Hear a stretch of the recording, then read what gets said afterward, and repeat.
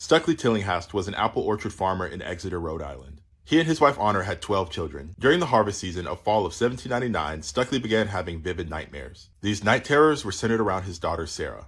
He'd hear her calling his name throughout the orchard. Instead of finding her, a dark cold wind would stir up leaves around him, nearly blinding him. When the wind stopped, the leaves turned brown and the fruit from the orchard was rotted. He'd be surrounded by the smell of decay and half the orchard was dead. This dream persisted every night. A local pastor told him that these dreams were induced by anxiety for the upcoming harvest season. During this time, his daughter Sarah would stay in her room for long periods of time. She only came down for meals. Shortly after, she was diagnosed with consumption and then died. By springtime, James, the youngest boy in the family, would complain about chest pains. When asked where, he pointed at his heart and said, "Here, where Sarah touched me." Soon after, he would pass away as well. Two more daughters, Andress and Ruth, would follow. Both claimed that Sarah came and visited them at nighttime. The family then assumed that they were being cursed by an evil spirit. The oldest daughter, who had moved away and married, came back to the childhood home. She too claimed that Sarah came and visited her, and despite warnings, she fell ill and died as well. Sarah's mom and the oldest son soon started talking about visits from Sarah. After Stuckley heard a story about the dead coming to torment their families from a nearby town from a farmhand, he went and disinterred his children. When he reached Sarah's body, it looked as if she had minimal decay, and if she was just resting during her burial. The farmhand had instructed him that he needed to remove the heart and burn it to ash, which he did. The eldest son died, being too far into consumption to make it. Sarah's mom, however, made a full recovery and even had 2 more children later. From that point forward, nobody else in the family had visions of Sarah. Stuckley was also reminded of his persistent night terrors. He was left with 6 out of 12 children, very similar to half of his orchard being dead. Sarah Tillinghast is buried in an unmarked grave in Exeter, Rhode Island, protected by the Rhode Island Historical Society. She, like many other young women during this time, faced an unfortunate desecration. Tuberculosis may have claimed her and her siblings' lives, but it didn't stop their stories being told.